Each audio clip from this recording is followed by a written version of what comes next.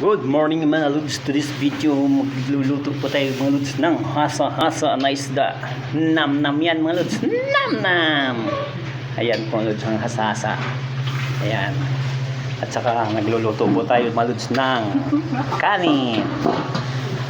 At saka biko mga lods. Yan, biko. Masarap yan mga lods. Nam-nam!